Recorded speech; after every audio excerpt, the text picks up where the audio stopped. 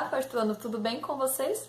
Hoje no nosso encontro nós vamos aprender um pouco de história. Pegue seu caderno ângulo e abra na página que está aqui ao lado. Vamos começar o nosso aprendizado. Na página 108, nós vamos dar continuidade ao bloco dos primeiros moradores daqui do Brasil. Os povos agricultores. Acompanhem a leitura com a professora. E já deixem também aí marca-texto em mãos para podermos destacar as partes principais do texto. Lembrando que quem não tem marca-texto não precisa pedir para a mamãe, para o papai, para sair para comprar, tá bom? Pega um lápis de cor amarelo ou um lápis de cor laranja, uma cor que seja clarinho, para vocês passarem, para que não fique difícil de vocês lerem depois. Vamos lá, acompanhem com a professora. Existem indícios de que, há aproximadamente 4.000 anos, muitos dos grupos humanos que viviam no território que hoje chamamos Brasil já tinham iniciado a prática da agricultura. Isso significa que em algumas regiões as pessoas já se organizavam em aldeias e desenvolviam métodos de plantas e colher plantas medicinais e outras, das quais se alimentavam: palmeiras, mandioca e corantes. Então, eu quero que vocês peguem marca-texto e grifem conta aí, na terceira linha, na metade da terceira linha, que começa: as pessoas já se organizavam em aldeias até corantes. Tá bom? Vamos deixar essa parte destacadinha aí, que vai ser muito importante na hora de resolver as atividades, mas principalmente para vocês estudarem. Então, o que seria a mandioca? Tem a explicação aí embaixo, que cada lugar chama de um jeito. Então, a mandioca ela pode ser chamada de aipim, macaxeira, dependendo da região. E ela é muito usada na culinária nacional. Embaixo, vamos dar continuidade à leitura. Esses grupos também, aí agora pega, marca texto. Vai marcar o que a professora vai ler aí. Desenvolveram trabalho com cerâmica, conseguindo fazer potes resistentes para carregar água e cozinhar alimentos. Até aí. Assim, apesar de, pega marca-texto, muitos grupos continuarem a viver somente da caça e da pesca e de se abrigarem em cavernas, outros que aprenderam práticas de cultivo e produção de alimentos se tornaram sedentários. Então, passa o marca-texto até aí. Último parágrafo.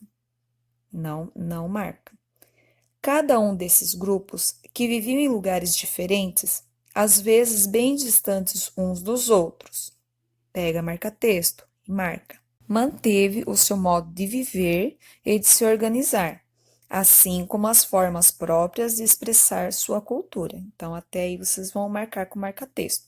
Então, nós vimos nesse trecho que a professora leu sobre os costumes dos povos agricultores. Então, eles eram chamados de sedentários, por quê? Porque a maior parte da sua alimentação eles tiravam da agricultura. Então, eles ficavam naquele lugar plantando e dali eles tiravam os seus alimentos.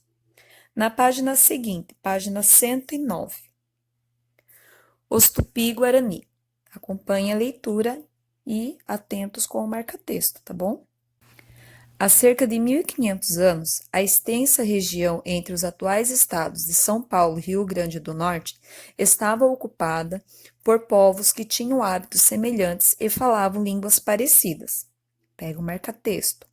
Por suas semelhanças, esses grupos receberam a mesma denominação. Foram chamados de Tupi-Guarani. Para aí. Então, aqui vocês estão revendo o que vocês já aprenderam no primeiro e segundo ano sobre a cultura dos Tupi-Guaranis. Continuando.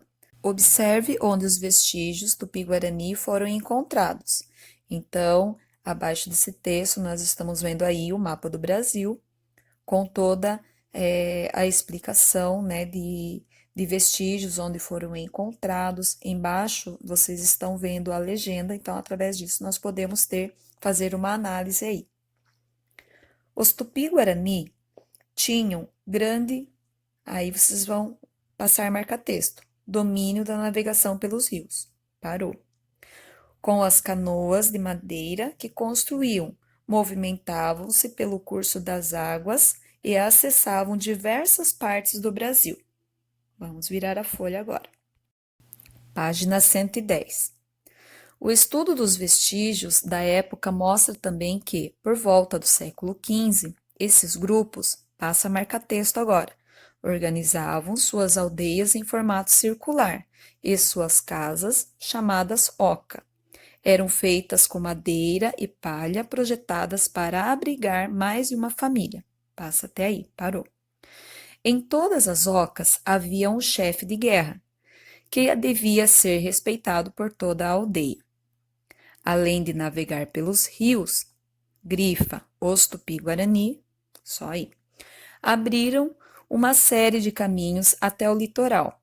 Eles permaneciam em um mesmo lugar enquanto a terra, agora Grifa, oferecesse condições para sua sobrevivência. Continua grifando. Quando os recursos se esgotavam, eles se mudavam para um outro local e reiniciavam o processo. Então, nessa leitura dos Tupi-Guarani, nós pudemos observar que eles eram nômades, ao contrário dos povos agricultores. Eles ficavam naquela região, eles tiravam tudo que aquela terra podia oferecer e quando esses recursos se esgotavam, eles iam para um outro local. Atividade 2. Escreva duas diferenças entre os povos agricultores e os grupos que viviam somente da caça e da pesca. Ou seja, vocês vão colocar aí duas diferenças entre os povos agricultores e como exemplo, o povo Tupi-Guarani. Duas diferenças entre eles, né? A professora falou algumas aí a hora que estava explicando. Volta lá no texto, relê de novo, tá bom? Para poder responder. Questão número 2. Complete a cruzadinha com os itens a seguir. Essa cruzadinha é bem fácil, tá? Estão todas as respostas estão nesse texto que a professora acabou de ler. Vocês estão vendo que tem os itens na página 110 e ela continua lá na 111. Então, vocês podem dar um pause agora no vídeo para poder responder essas questões, tá bom? E aí a professora continua a seguir a leitura e a explicação desse texto que está embaixo da cruzadinha. Vamos dar um pause, então? Realizar as atividades. Então, vamos dar continuidade à nossa leitura. O mundo no século XV. Um panorama sobre os outros povos e outras culturas.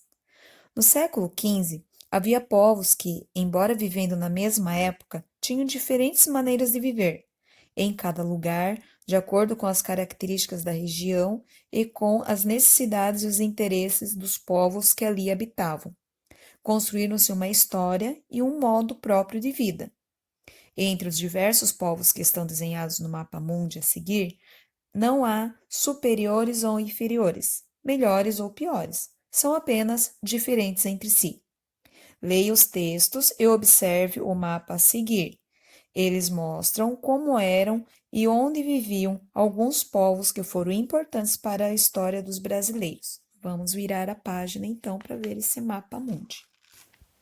Na página 112, nós temos alguns povos do mundo do século XV. Temos aí a Europa. Abaixo da Europa, nós temos o território onde atualmente está situado o Brasil. Na página 113, nós temos os povos do Oriente. Então, vocês vão fazer a leitura agora, vão dar um pause no vídeo novamente, vão fazer a leitura dos povos da Europa, o território onde atualmente está situado o Brasil, e do Oriente. Pega a marca texto, pode usar, passa nas partes mais importantes e após a leitura, voltamos para a professora fazer a explicação das atividades da página seguinte. Vamos dar um pause, então.